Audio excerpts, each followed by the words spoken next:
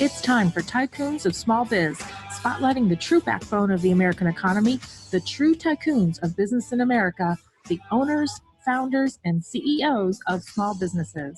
The show's hosts, Austin Peterson and Landon Mance, are registered representatives of Lincoln Financial Advisors Corporation, a broker-dealer member SIPC, and registered investment advisor. The views expressed by your hosts, Austin and Landon, are not necessarily the views of Lincoln Financial Advisors. Let's lean in as Austin and Landon connect with this week's Tycoons. Good afternoon, Tycoons, and welcome to this week's episode of Tycoons of Small Biz. This is Austin Peterson, one of your hosts, and my co-host Landon Mance are excited to have in studio today with us Everett Jesse of Fossil Outdoor. Everett, thanks for being with us today. How are you? Great. Thanks for having me. This is really exciting to be able to talk to you a little bit about the business. Yeah, no, we're excited to have you in. I'm really excited actually about this product, BōnDry, that you have. I'm a guy who uses camelbacks all the time. I've got one actually hanging in the back of this RV that I'm recording from right now that I've been using with my mountain bike and hiking this week while I've been escaping the heat a little bit. So we're excited to have you in and tell us a little bit about that. Yeah, we're cut from the same cloth. I mountain bike and hike all the time, do a bit of trail running. I'm always trying to keep myself fairly active, and I was using hydration bladders or camelback backpacks all the time, and it was just a major part of my life. And when you'd get done with that, you'd end up in the situation you're in right now, where it's air drying somehow by creating some sort of an apparatus to prop it open and have that air move freely into it so that it doesn't become moldy or mildewy. And it seems to do that almost instantly, which is, for me, was just a terrifying notion of, one, being wasteful and having to throw it out, or, even worse, having to spend a bunch of time scrubbing it and cleaning it. I'm joking, of course. So I would always make sure to basically prop mine upside down on my paper towel dispenser. And that was the method that I would use to air dry it, and because I'd be mountain biking or hiking so much, it would be there pretty much all week. And so I don't have that big of a living space that I live in. And so it made it appear much messier than it actually is, versus being able to maybe hide it in a coat closet or whatever. And I didn't like the idea of having to put my hiking gear in the freezer or something like that either. And so I just, the entrepreneur brain, I was like, there has to be a better way. And I have a background in earth sciences and engineering, kind of more as a hobby and a little bit of school. And so it just kind of, I guess, my preparation and my interest in the sciences, it kind of dawned on me, if bringing air to the moisture is inefficient and doesn't allow me to put my gear away immediately, what if I brought the moisture to the air? Then could I put my gear away immediately? And that's where the idea for BōnDry was born. I started experimenting with a bunch of fibers that could transport moisture from one area to another. And that actually called upon a prior career I had with another startup in hydropower. And so I understood a little bit about hydrology and the way things worked, and started experimenting with different fibers, and came up with something that worked really well. And then that's how BōnDry was born. I sat on a sewing machine myself and sewed the prototypes initially, and teaching myself just to operate the sewing machine was a venture in itself. You draw. I'm really good at making like engineered drawings, like on grid paper. I'm like, yep, this is going to be smooth. But just creating the sewing method and everything, it was probably a lot harder than it needed to be had I had some sort of background in sewing, or had the finances to pay somebody at the time. Basically I was looking at, hey, I have this much in my savings account, and could I bootstrap this? And was basically into that sort of a mode. And yeah,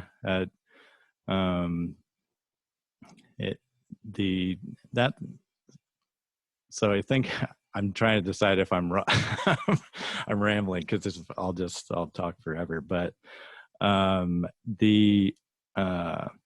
but when I tried those prototypes initially, they just worked, and it was really exciting. So I gave a few of those goofy prototypes to my friends, and they verified, yeah, this isn't your imagination. This is actually working. So it was a really exciting time. And then I did what I do best, and I took it to an Excel spreadsheet, and I really charted out the feasibility on it, and created a business plan and a pathway forward. And just began executing on it. Yeah, that's a really cool story. There's so many inventions, or so many entrepreneurs that get their start that way, right? I mean, I think it was Ron Popeil, isn't he the guy with the fruit dryer and all that did all the infomercials that always said, that was his catchphrase, there's got to be a better way, right? And so, it's really cool to hear a story about you just saying, look, this is something I use all the time. I'm an active guy, and it's a really cool product that was made, but the care for that product is not great.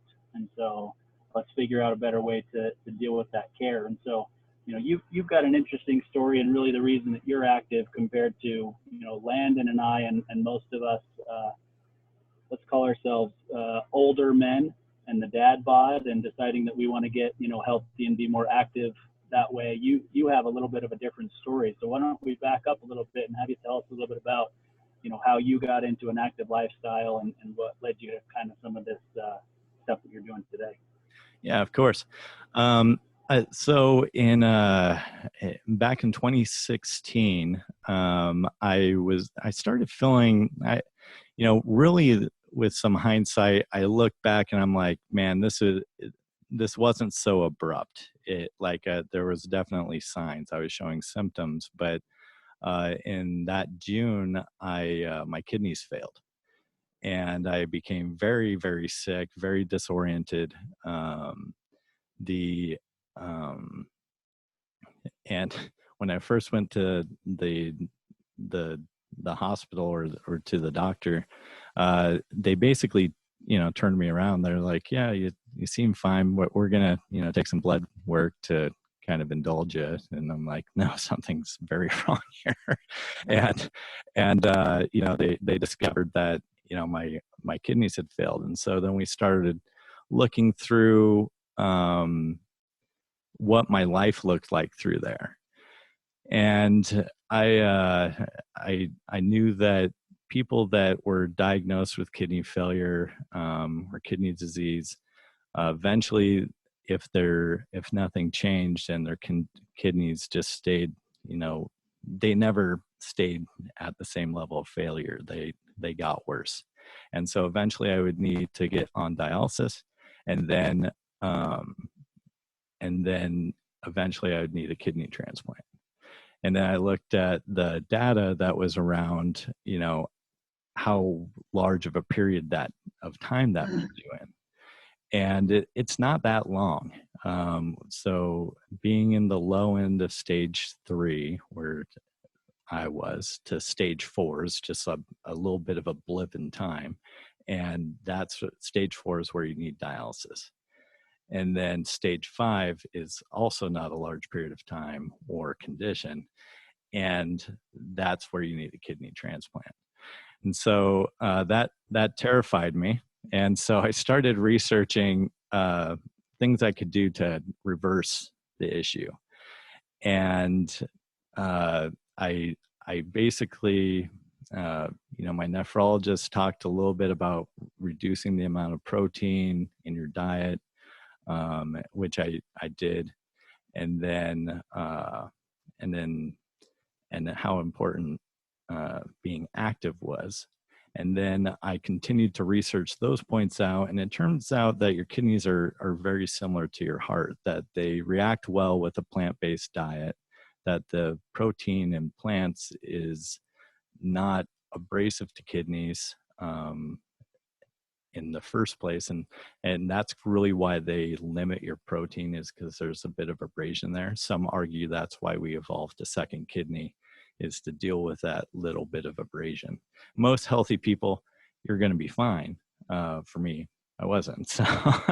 So then I realized, pretty quickly that, and then referencing the heart condition, exercise and creating a good cardiovascular system would translate into healthier kidneys.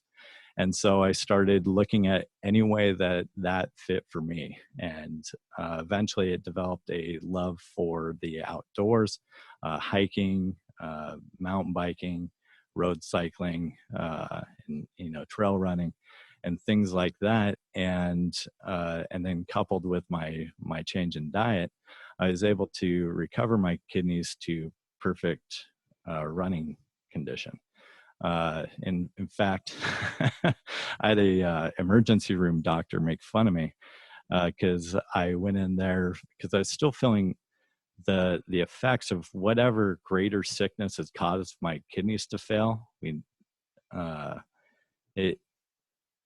I was still feeling the effects of that, and so I was in the hospital, and I told him, that I had kidney disease. And he's like, "Hey, who told you really that you have kidney disease?" And I said, my primary care doctor and my nephrologist. So it wasn't just me opening the internet and choosing something. And he said, "Well, your kidneys are acting fine." And he threw the blood work kind of on me. And I was like, "Oh, wow, this." And so ever since then, I've just kind of maintained the course. And it was a good lesson into not allowing yourself, just because you're, thrown a bad card, doesn't mean that you have to become a victim of the situation. Even if you end up losing the fight, you don't have to become a victim of it. You can become proactive, become accountable for yourself. And that's something that I've taken with me, not only through my personal care and health, but into business as well. What can I change? What can I do better? I think that's a huge lesson for all of us, Everett. Well, first, I don't have any idea what it's like to have kidney disease, but I am a kidney stone manufacturer. I've passed like 25 kidney stones in my lifetime. And it's actually, the most recent was just this past week. And so it's just one of those things that I've changed to where I actually pass fewer of them now, but my body just generates so much calcium that I can't really avoid it. And so I take a different supplement, and I drink a lot of water, and I exercise, and do whatever I can to avoid so many kidney stones. But I still do manufacture them. So I don't understand what you're going through, but I think the lesson is very poignant, right? Just because you were dealt a bad hand doesn't mean that we don't work our way through it. And that's a lesson for entrepreneurs. It's really a lesson for everybody, right? Because so many entrepreneurs have failed, 5, 6, 7 times, and then their 10th venture becomes hugely successful, and everybody thinks they're an overnight success, right? Or, maybe you grew up in a single parent household, or maybe you grew up very poor, or, whatever it is, whatever that hand that you're dealt doesn't mean that that's what your destiny is going forward, right? And I'll just share a quick story. I didn't plan on sharing this, but since you brought it up with this particular story, I had somebody reach out to me on LinkedIn about 2 weeks ago to connect with me. And I looked at the profile, and he's got kind of this cool idea. He's just kind of putting together a group for young entrepreneurs. What I didn't realize before today was how young, right? So the guy that I spoke with on Zoom earlier this morning, who is running this Young Entrepreneurs Foundation and wants to put together financial literacy classes, and that's why he reached out to me, is a rising senior in high school. So he jumped on the Zoom meeting with me today, and I'm looking at him and I'm thinking, yeah, he's young, but when I finally asked him what he's doing for school now and what his plans are for the future, he said, well, I'm a rising senior in high school, and I'll be applying to these colleges. And I fell out of my chair because, one, he's a Chinese immigrant, so you can look at that and say, you know, maybe some would call that dealt a bad hand. Not necessarily. I'm trying to get political here, but Chinese immigrant has to come to the United States, learn a different language, and has grown up extremely poor with parents who were just trying to provide a better life for him. And instead of thinking that he was dealt a bad hand, he's figuring out a way to not only lift himself up by the bootstraps like you did with your company here, but he's now trying to help others lift themselves up by putting together this whole group and saying, let's help children who grow up in impoverished situations to have a hand up, right? Let's help them learn financial literacy.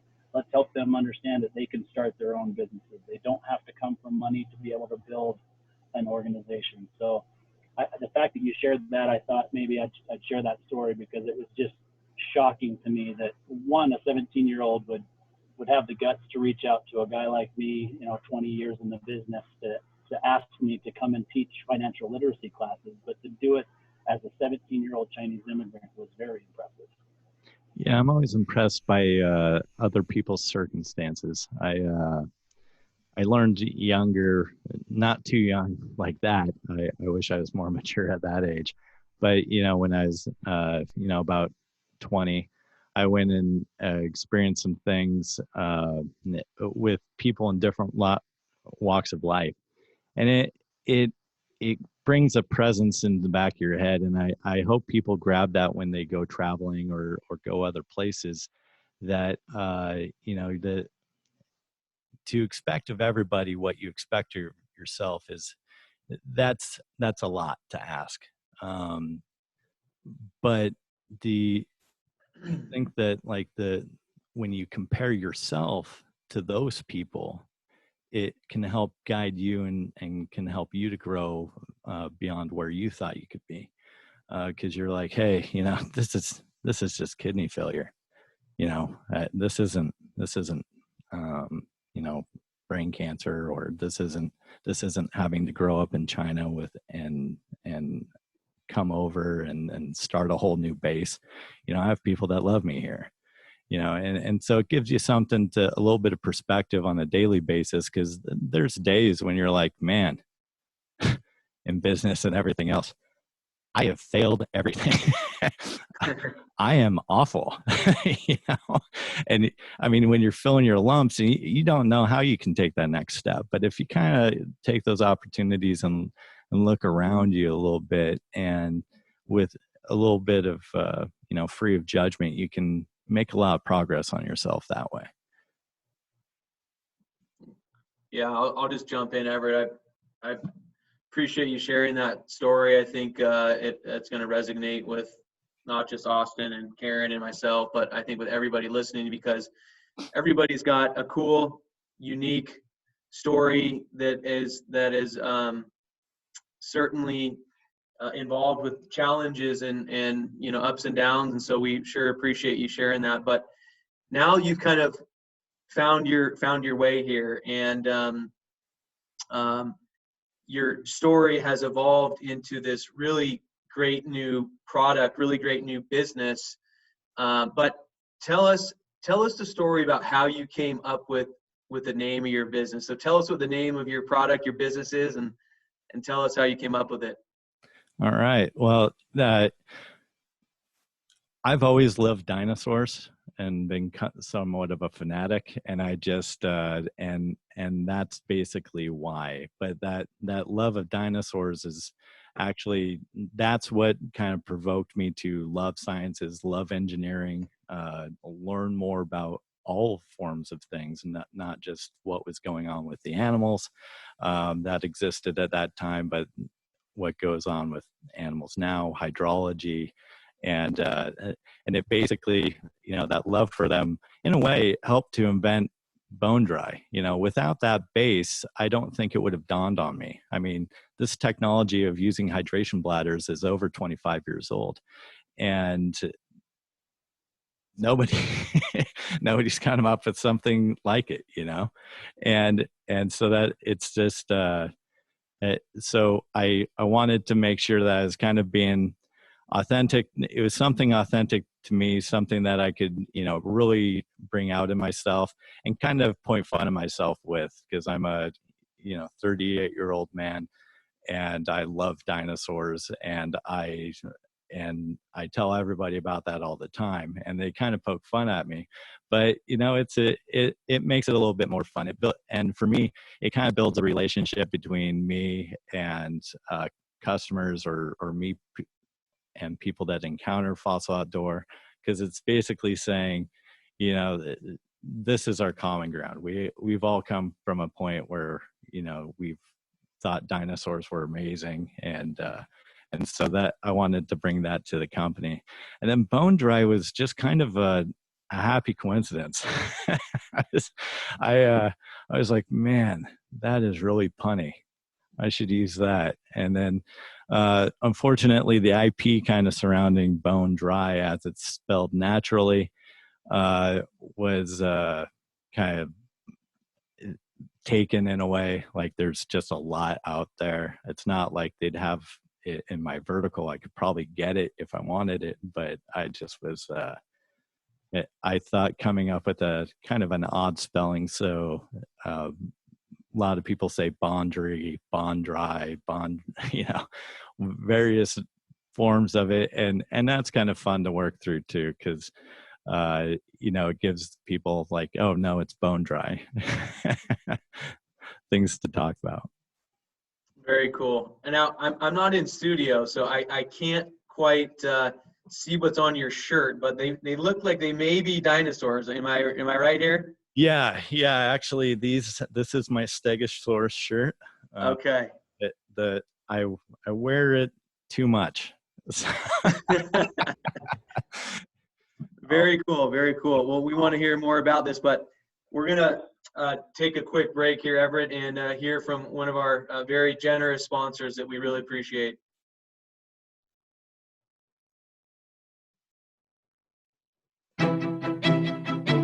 At Paylocity, we deliver more than our awesome product suite with crazy good reviews.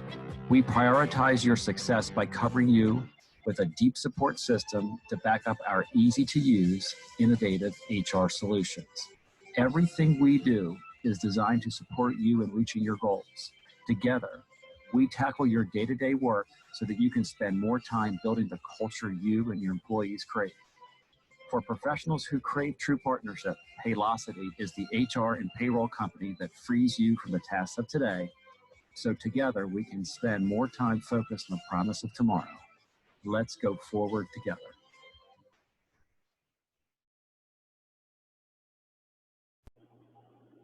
All right, we're back. So Everett, I can see you in the studio moving some things around. You want to explain to us what you're moving around there in the studio? And for our listeners, we're all remote this week. I think I mentioned already, I'm traveling in my RV to get out of the heat a little bit, and Landon's still in Las Vegas playing, twin parents. Mr. Mom, that was the term I was looking for. I couldn't come up with it. Yeah, absolutely. So I kind of wanted to, for the people that are watching on video, I wanted to explain how it's used, and I'll try to narrate what I'm doing in the best way possible so that, people that are only listening can kind of get an idea as well. So this is a 2-liter hydration bladder. It's pretty common. Actually, this particular type is one of my favorites. It's an Osprey branded one, but it's actually from Hydro Pack. So you can find these in a lot of different backpacks, REI and everything, and they don't have that plasticky taste. And so the plasticky taste isn't really something I'm involved with, but it's something people are really concerned with. And I get that. I understand why. But there's actually a little bit of moisture, and the camera is a little bit far away, but there's maybe an inch, half an inch-ish of moisture still in here. And so got a BōnDry here. And so what you would do is you'd basically come home from your hike, you just rinse it out. And then when you had it, mostly dry-ish, you just have to slide the BōnDry down into the hydration bladder, where it will go to work absorbing all the moisture in the hydration bladder. And if you could see it in the video, it's going really fast. In fact, that entire inch of water is already gone while I've been talking. And then now the water is in the BōnDry, and it's using the capillary action of the fibers to be pulled up the entire length of the BōnDry, where it'll be released and evaporate out the end here. And so again, kind of referencing, if I couldn't bring the air to the water and be efficient, I can bring the water to the air. The same physical processes are still existing, it's just the location of them. And so that's basically, that's the BōnDry, that's how to use it. You can see that it's only 2 steps. So it's rinse your hydration bladder, insert BōnDry, you're done. Now you can put your gear away. You don't have to worry about it until next time you use it. So, if that's your next hunting trip, or if it's your next time climbing a mountain in a few days or whatever, you don't have to think about it. It doesn't have to be in everybody's line of sight, making your house look dirty or occupying your freezer. And then this I wanted to bring in as a little bit of show and tell. This is also a BōnDry, but a lot of the hydration bladders have put support systems inside of in the bladder. So like one brand will put like a bisected area right in the center. And that means, and I knew that was existing, and I also knew I was trying to bootstrap a business. So I had to do some value engineering, because to sew a divide in the BōnDry 3x the cost, because it made it a lot more expensive to get to do the cut and the sewing for that product. And so this is a short-term value engineering solution, where basically I put a seam on either side of the BōnDry as a compromise. It also benefits as some sort of a support. But then if you have one of those type of bladders, you can cut up, make it look like a small pair of pants, and slide it into your hydration bladder, and it will work. Do I like it the best? No, it drives me crazy, because I would prefer it being perfect right out of the gate. But I've learned from other entrepreneurs here in the area that if you spend all day in analysis paralysis trying to make it perfect, sometimes you'll never release your product. And you'll never be able to prove that it's worth having in the market. So that's basically why I came up with that value engineering compromise. I'm thankful for my customers that they're clearly cooperating with that move, and because they're giving me great reviews regardless. But I in the future, I would love to make it so it one fits all bladders and has that divide, but it has to make dollars and cents for me to be able to get there. So and then this is the way that it arrives. It's for those of you that aren't seeing a video right now, it's a 3.5 by 17.5 inch black rectangle. And I just have some packaging on it with some that is kind of just representing my brand, the mountain bike thing and everything like that. So that's kind of a walkthrough on the product. I guess one of the things I wanted to talk about was when I was creating BōnDry, it was not only important for me to create something that was functional and worked really well, I wanted to create something that was environmentally responsible.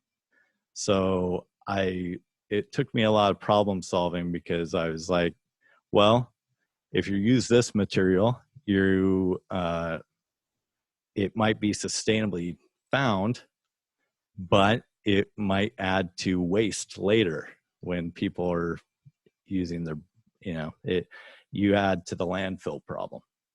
And so what I tried the best to do when I was moving through this was to find fibers that were sustainable, ethically sourced, of course, which is another thing to look at. And then so what I ended up with, is something that's about 55% biodegradable, and all of those biodegradable elements were sustainably sourced, or from things like bamboo and other cellulose sources, and other plants that can be regrown really quickly. And then the remainder of it is made from 100% recycled plastic bottles. And so, although it didn't completely execute my mission of, being non-existent after its use, it's as close as I can get it right now. And doing that all within the confines of, being a first timer requesting fabric is, that's a novel experience as well. Yeah, I bet. Well, that's a perfect dovetail into my next question. So I believe that you do all your manufacturing here in the US, right? Correct. Yeah. Yeah. So I'm going to go out on a limb and assume that if you were to outsource that overseas, that you would probably save a few bucks. So talk to us a little bit about why you are manufacturing that in the US, and how does that translate over to your business and the monetary function of your business. So there's two parts of that, two answers that could fit in there, and one of them's not entirely monetary. Well, it does end up being monetary at the end of it, but basically, if I go overseas right now, I put even though I have patent protections and things like that in place and forming right now, if I go overseas and somebody knocks me off because I've given them the recipe, and my patent and my IP that I have here in the United States is only as good as I can protect it. It's only as good as I can enforce it. And being a bootstrap startup, I didn't want to put myself in the position of where I'd be hanging myself immediately if I just put it out there. They saw some success, knocked me off, and then I can't compete because nobody recognizes a Fossil Outdoor brand as being superior versus whatever brand. So it was important to me prior to considering moving overseas or doing something like that, of creating a brand that had enough reputation that people could follow it. And then from a dollar and cents perspective, it has caused me quite a bit of friction to make that choice, because just manufacturing here in the United States, where I could create something like this probably the way I want it, with the split in there, I could do it at pennies on the dollar if I went over to like Vietnam or China or somewhere like that. And a lot of our cut and sew goods actually come from like Vietnam and Southeast Asia.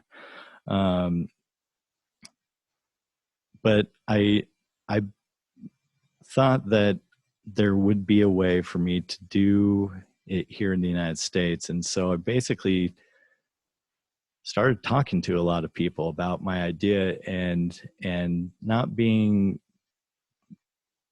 just sharing what I intended to do, and some people smarter than me or more experienced than me were able to kind of point out, like, hey, we have cut and sew here in the United States. You can do a contract cut and sew operation, and you can create things here in the United States. And so I started diving into all of that and figuring out the best way to do that. And then I was still pricing myself out of it. You know, like I said, I went through that Excel spreadsheet early on. I was like, yeah, this is it's still not penciling. And but then I talked to some other people that were had their operations entirely here in the United States. One's a growing outdoor retail. They make what is it, merino wool. They use merino wool and they create clothing up in Colorado. And he said, basically, just start building your own thing.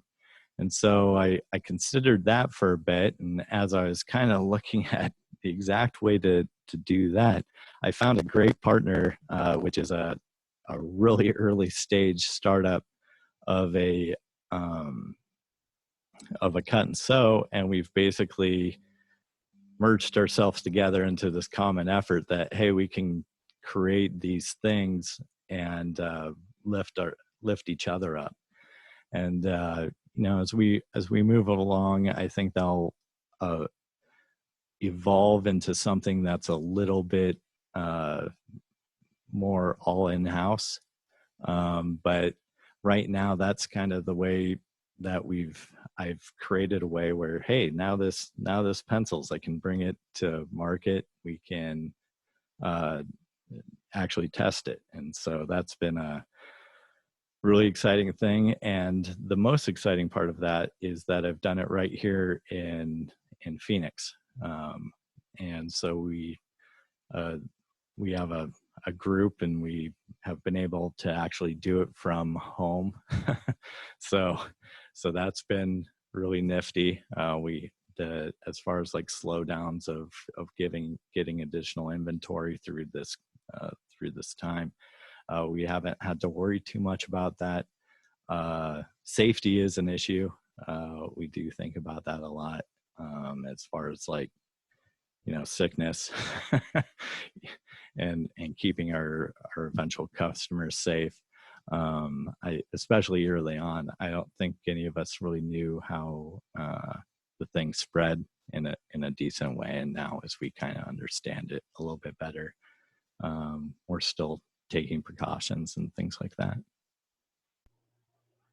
I think that's fascinating to hear the different iterations that you've gone through, and you know, you've just kind of figured things out along the way, which is a big indicator of somebody who understands that sometimes it doesn't come together the way that you think it will, right? And it's funny that you said, you know, I wanted to wait until it was perfect to put it out, but people kept telling me I should get it out. And you know, we had a guest on, Will Button, just a few weeks ago that talked specifically about that, and he sees it a lot in tech startups, wanting to have a perfect software or a perfect app or, you know, whatever it is, and waiting to get it out there. But the fact that you get it out there is, you know, in your eyes, an imperfect specimen.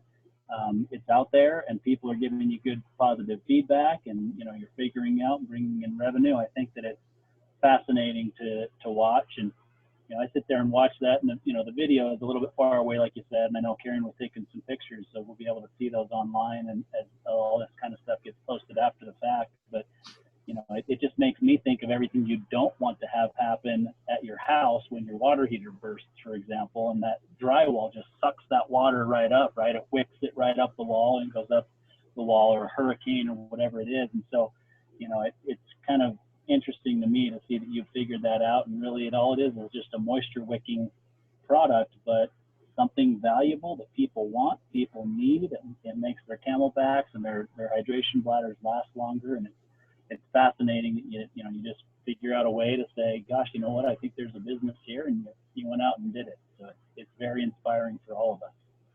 We appreciate you sharing that story. So let's take a quick break and go listen to a commercial from our second sponsor, and we'll come back and ask you a few more questions about the future of Fossil Outdoor. Whether you're an established local company or a brand new startup, you can count on GBS to be part of your family. We're not just any benefits consulting firm, we're GBS. We have nearly 30 years of experience in group benefits, a strong sense of purpose, and it shows. GBS, believe in something better. gbsbenefits.com.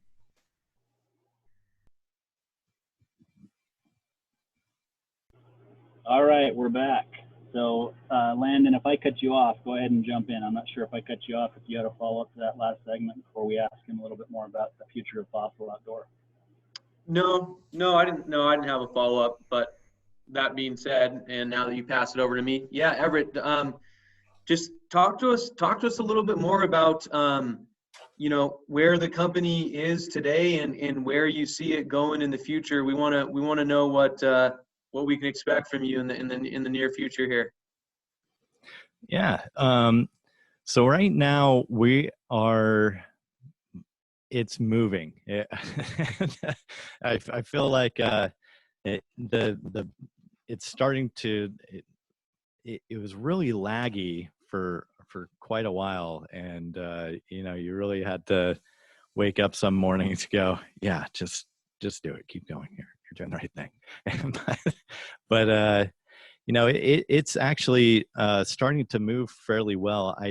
It's hard to tell for me, unfortunately, using my analyst brain, if it's because people are more, all my marketing and everything all of my business is direct to consumer, meaning that I market through Facebook, Instagram, YouTube, you name it, as far Google, and then people click the link and then they buy from my store. Some people will become aware of me and then they'll go to Amazon and purchase it there, but which I consider quasi direct to consumer. And so that's kind of, it's hard to know though if people are spending more time on their phones and buying more because we're all locked in our homes and people aren't going to work or weren't going to work, or if it's because of the typical outdoor retail sales cycle. So meaning that things kind of heat up during the summer, cool off slightly in fall, and then boom through the holidays, right? And so I can't get a clear picture there, but I'm really happy in any case that these things are selling consistently, and we just ordered a lot more fabric. We upped our production, and so things are starting to move, and that feels really good. And so I'm really, again, grateful to all of our customers, because I mean, you're kind of hanging in there with us, back to this isn't the best version of it. It's operational. It's great. And people love it.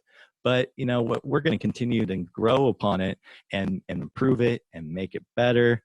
And I think that, if you are a Fossil Outdoor customer right now, you're probably, hopefully, you'll kind of buy in with us and be like, hey, those people over at Fossil Outdoor, Everett, they got good vision. They're listening to our recommendations. When we give them criticism, they actually listen and try and are willing to put it into future products to do everything they can to be honest with it, while remaining, tight to their own like ethic of being sustainable or being environmentally conscious. And so, with that, the future of Fossil Outdoor is, one, going to adapt this technology a bit. One of the things that keeps coming out in social media, in our comments and stuff, is, when are you going to come out with something that for hydration flasks, which, for those of you that may not be familiar, are just like hydration bladders that you would use for your hydration backpack. The giant 2-liter ones, but the flasks are smaller, ones that might be the same as like a normal water bottle that you could stuff into your running shorts, into the end of your running backpack, and into the odd place. So if you're a trail runner or an ultra runner or even a marathon runner, it might be a little bit more comfortable than carrying around a conventional, hard bottle. And so we've done some engineering into that. And so I thought it'd be kind of fun to announce the new product on the show. And so I actually brought it, and it's called Lil Bone. And again, it's just a little BōnDry that fits in those size of hydration flasks. And it's just, this one is about an inch and 1.75 inches maybe wide. And so you can fold it slightly, stuff it into any opening or any normal opening of that a plastic bottle would have. And then it's long enough, it's about 14 inches, that it fits most of the bottles. And so hopefully by the end of today or tomorrow, this will be available for pre-order on the website. But that's been answering an additional pain point that was pointed out to us by our consumers, by the people that are out there doing the same type of activities we do. And so that was, kind of an easy grab there. I'm currently working on a bunch of different ideas with using the same technology. We've expanded the patent a lot from what we had in the provisional to what we actually submitted. And I think it gives us a lot of wiggle room to expand hydration transport technology, if you will. I just came up with that right now. I don't know if that, but additionally, there are some other pain points which, as a hiker, mountain biker, that I have discovered. And so in the spirit of keeping this in kind of a bootstrapped environment, I'm just kind of waiting on those to see when the right time would be. And I think I will become known for and being an innovative company that is going around solving pain points in the outdoor industry that have existed for, in some cases forever, but but in this case, 25 years since the technology was invented. And so in the near future, though, we'll be coming out with some, there's a mountain biking t-shirt that we're going to be coming out with that is more of a thing to commemorate national parks. And it wears great, evaporates moisture quickly, is really comfortable to wear. And then it's going to commemorate national parks, and a portion of the proceeds from that will go to the National Forest Foundation, which we've partnered with. You can donate to them on our website or through their own website. But what they're doing in the way of rejuvenating our national forests is really awesome, and something I wanted to be a part of. And so a portion of those mountain bike t-shirt sales will go to that. They also would work for hiking or camping or whatever, but they're kind of intended to be a little bit more durable.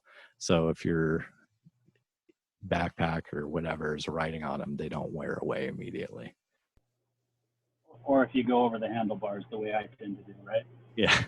Hey, I'm right there with you. So I'm currently healing from some mountain bike related issues. Hey, Everett, quick follow-up question for you.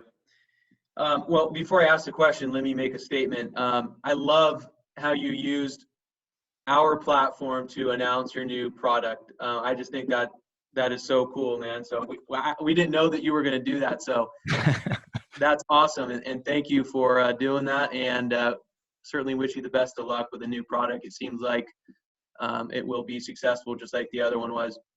I think Austin would probably be more interested in the Lil BōnDry. We won't get into that in too much detail, but that's something he might be more interested in. But I want to know, you mentioned earlier that you're doing all direct to consumer. So I think our listeners are probably thinking this, because I'm thinking it. Why direct to consumer, and why not retail? Talk to us about how you made that decision. That was primarily an access issue. I knew that if I went direct to consumer, there were no barriers to entry. I have a very close friend of mine who has had a direct to consumer business that was a fairly good success, and it was in the women's hair products industry. And he taught me a lot of what he knows about that. So again, leaning on the expertise of other people, not being afraid to ask questions or receive advice helped me there. But I've been working on getting into retail. It hasn't materialized. I've been fairly boots on the ground about that. Going to different retail shops and requesting that they carry the product, and it just hasn't materialized yet. From what I've heard with retail, you have to first put it in a place where they have no choice but to have it. So maybe going direct to consumer first helps me get there to where Walmart has no choice but to carry it in their stores, or not. I don't know. I chose them first, but I actually, if I'm being fairly honest, I like the way that REI does business, and you might be able to tell from a lot of the things that I've said and the moves I've made. I've tried to imagine, if I was an ideal REI product, how would I be put together? What type of business would I be? And I've done a lot of patterning around that. So, getting into REI and similar shops like that is a goal of mine. There's a few other strategies I'm working on right now that are less conventional. Maybe using, I've noticed there's a lot licensing deals that are apparent to me don't exist as much as brand partnerships that I've seen recently.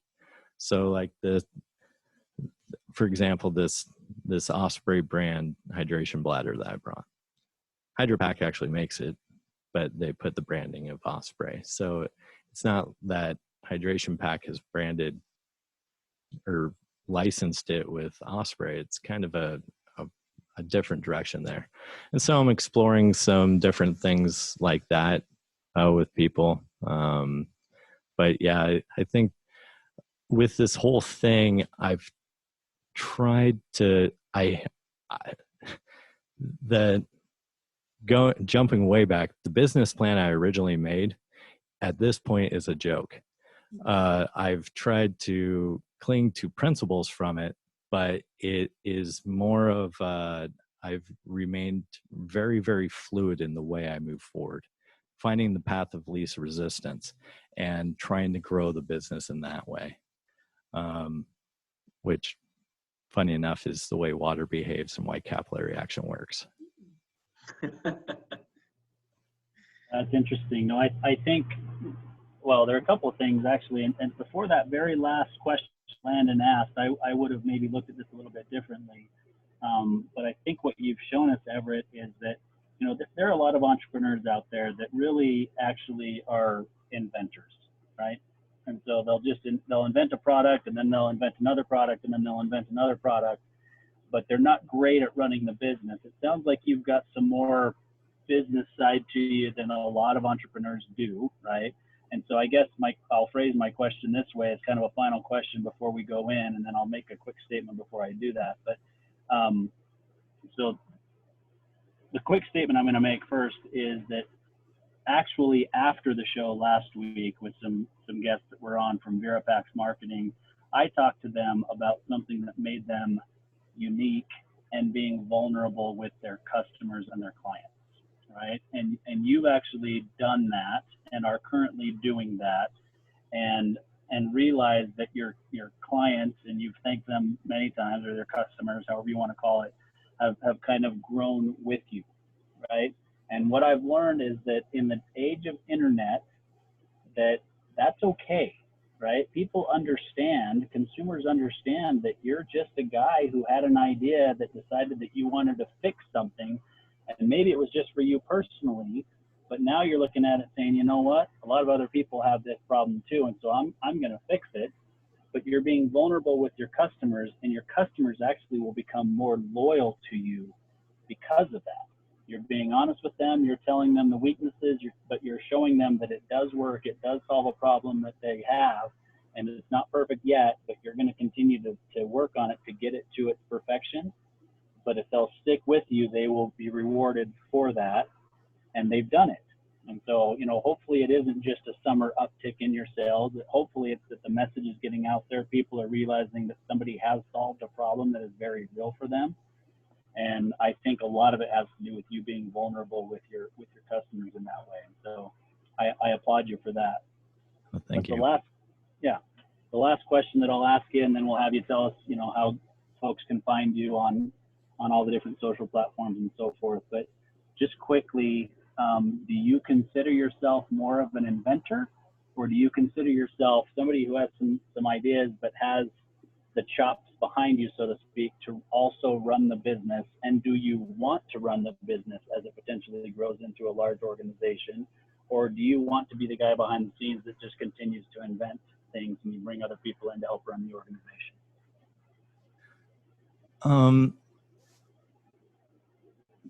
I would say my expertise is as a CEO. I'm very good at understanding on how to move projects forward and how to move a company forward. I've been through, this is my 5th startup. You'll notice I'm not at those other startups. I understand what those missteps were, or a lot of them were circumstances, and just being able to get it back up and then try again. A lot of it is and so my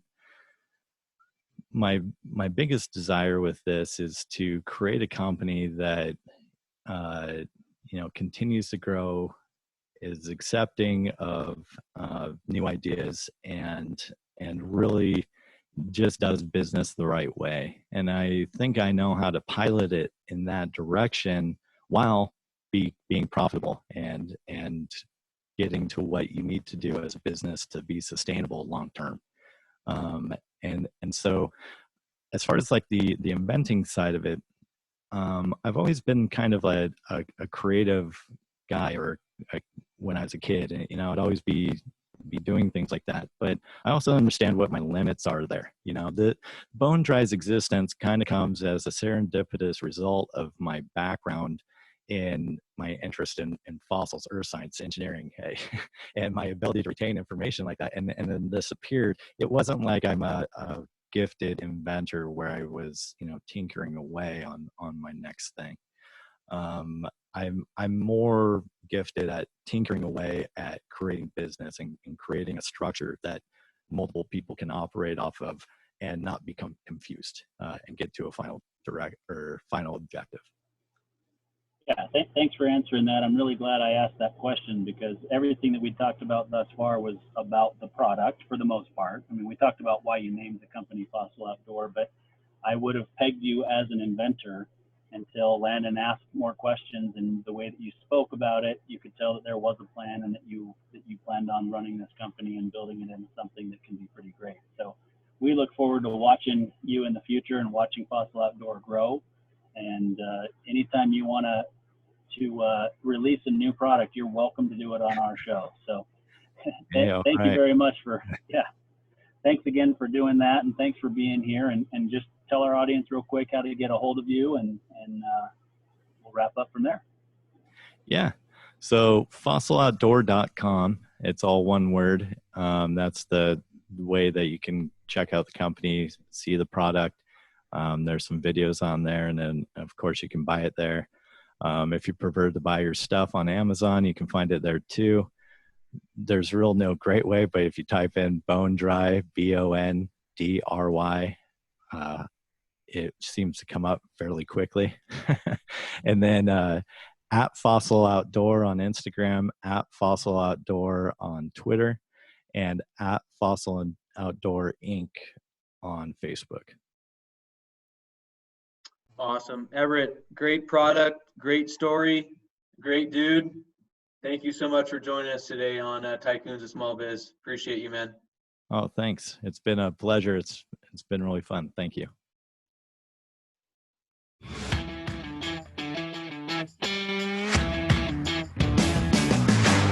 You've been listening to Tycoons of Small Biz, proudly hosted by Austin Peterson and Landon Mance. Austin and Landon are comprehensive financial planning professionals specializing in financial, estate, and succession planning for small business owners. Austin and Landon have offices in Scottsdale, Arizona, and Las Vegas, Nevada, and represent clients in 14 states throughout the country.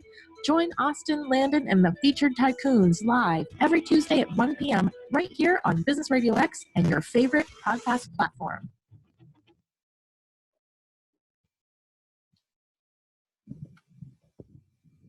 Let me take the video off as well. There he is.